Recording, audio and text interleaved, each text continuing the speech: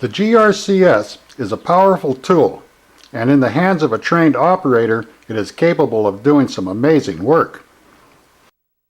However, in the hands of untrained personnel, accidents from misuse of the device are bound to happen.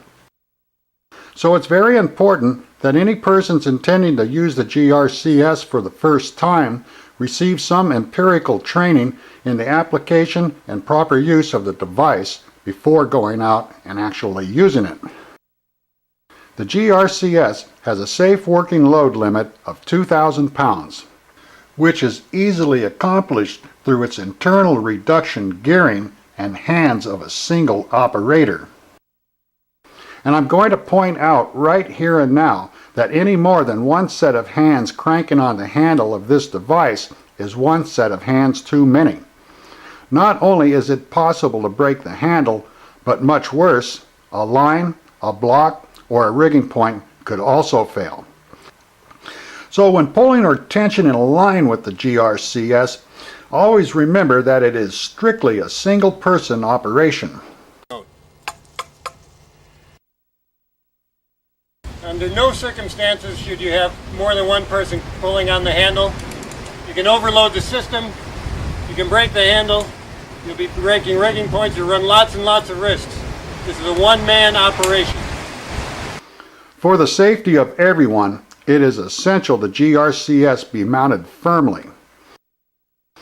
Loose mounting of the winch frame can cause the device to slip up or shift around on the trunk of the tree and result in load bearing on the fair leads, as well as possible loss of the load itself. So sufficient tension in the mounting strap must be set to hold the device securely. Here, the assistance of another person can be of great help.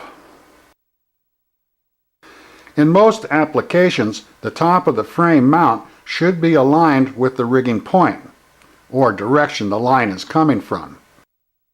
By design of the mounting frame, this will direct all forces put on the winch onto the top mounting pads, and by it ensure that the unit stays securely in its place. Also, aligning the frame to the rigging point directs the load from the winch drum straight up through the top fair lead, which eliminates the chance of load bearing on that fair lead. And here again, I'm going to point out that all operators clearly understand that the fair leads of the GRCS are not meant for load bearing.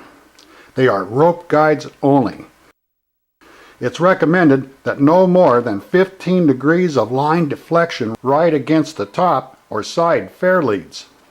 Any angle greater than that, you can consider the operation as being conducted improperly and dangerously. The subjected fair lead could fail and result in loss of the load and injury.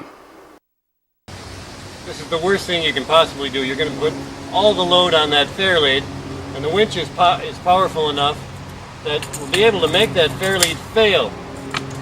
So you have to remember when you're using the GRCS, the fair leads are not load bearing. They're not intended to be, they're guides. There it goes.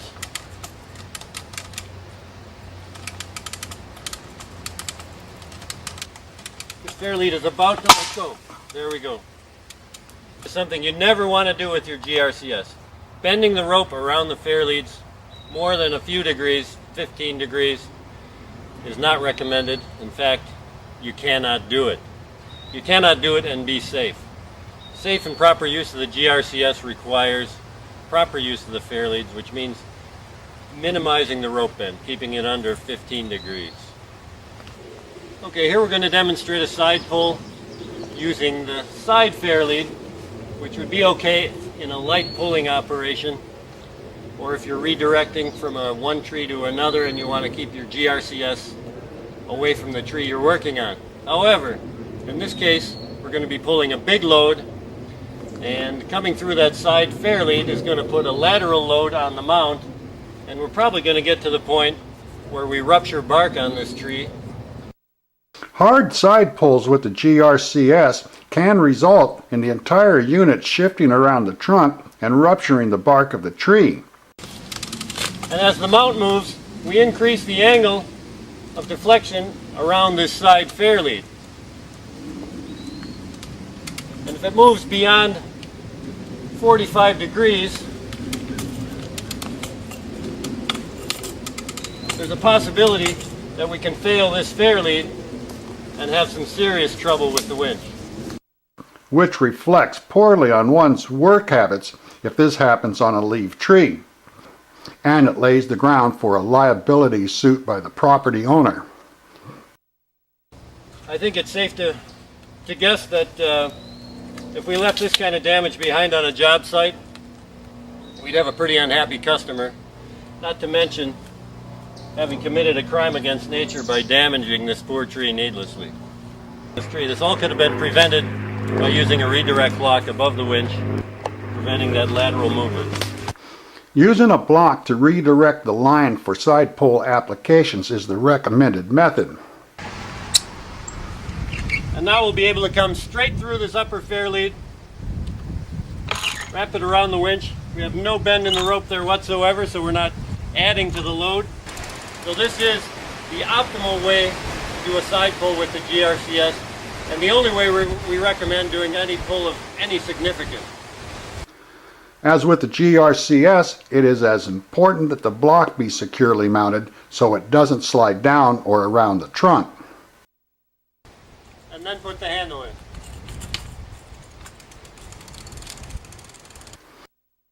Fixing the block to a spar or large limb can work also, but when using a limb or spar, one must be absolutely certain of its strength to handle the loads expected. Otherwise, such mounting of the block may in itself be very unsafe. Now in this case we have the block attached to a limb. And I feel very confident about this limb. It's about 16 inches in diameter. It's a strong, healthy tree. And the block attachment is very close to the trunk. With any redirect application, the operator must stay out of the line of bite. Because if either the sling, block, or limb should fail, they could be seriously injured or killed. You can see the bite of this sling that's holding the block is pointing directly to where a person would be standing if he were cranking the winch from the other side. So you have to be cognizant of where you're standing. You don't want to ever put yourself in the rigging. If something were to fail and let go, this block could do some serious damage and cause a lot of injury. Always keep to the opposite side of where anything could fly if a sling or block lets go. Would be a very dangerous place to stand. So I want to crank the winch from this side and stay away from any potential hazards where the sling holding the block to fail. Or even if the rope were to break. Using a GRCS often puts the operator under the rigging point. And in this scenario, it is most important for the operator to stay clear of the drop zone whenever the work is actively swinging towards the rigging point. Because when the work swings towards a rigging point, it is also the time when any funky knots or faulty rigging is likely to fail.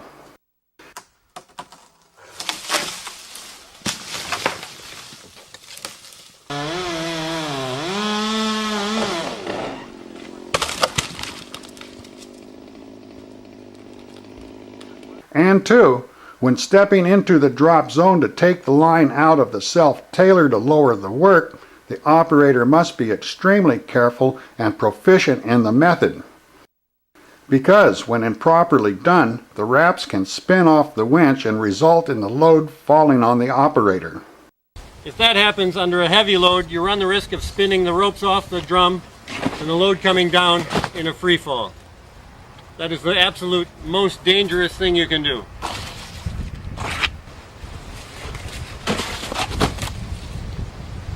The operator would be right in the bullseye of that drop zone. So when taking the line out of the self-tailer, it is imperative the operator keep it perpendicular to the drum and maintain tension while undoing any wraps and placing the line in the pigtail fairly. The importance of doing this correctly cannot be stressed enough, because the consequences of making a mistake here can be deadly. Prepare ourselves to lower. Get the handle out of the way, The operator stands on the side of the drum so he can peel the wraps off and keep the wraps perpendicular to the long axis of the drum. When we get down to the number of wraps that we've determined we need to control the piece, we keep tension in the rope, flip the pigtail up, and pop the rope into the pigtail from down below. Now we're ready to lower the piece under control. Such are the hazards that come with working under the rigging point. But it doesn't have to always be that way. In most situations, the winch or the rigging point itself can be repositioned to eliminate the hazard. It doesn't take a lot of time to do either, and in the long run, it's much safer for everyone.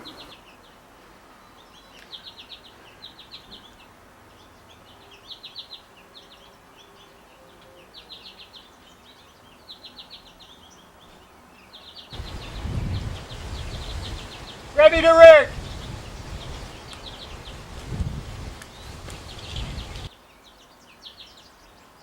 During braking operations, it's a common procedure to allow the work to run.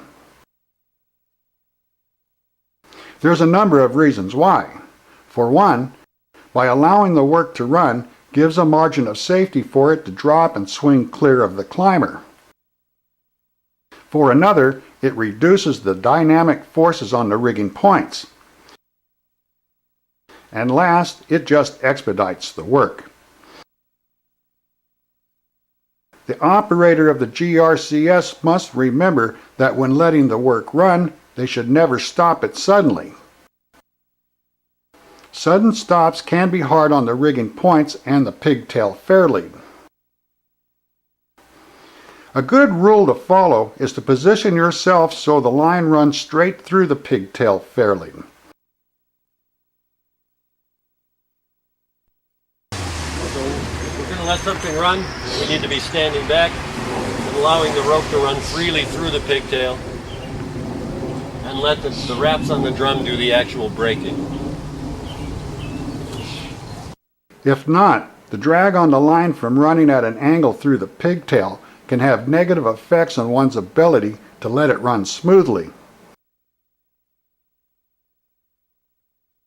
If you have a situation where you're going to let a piece run, what you see here is the rope making a severe bend around the pigtail.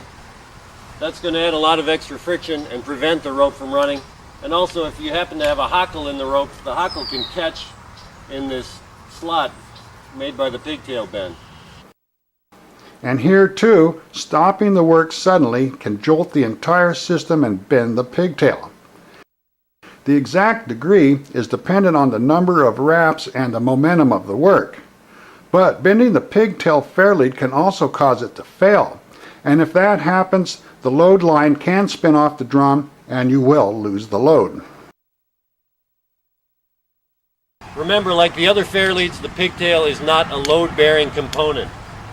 So if you're in a situation where you don't have enough wraps on the drum and you have a severe bend around the pigtail and you drop a big piece and you shock load the drum, you're also going to shock load the pigtail.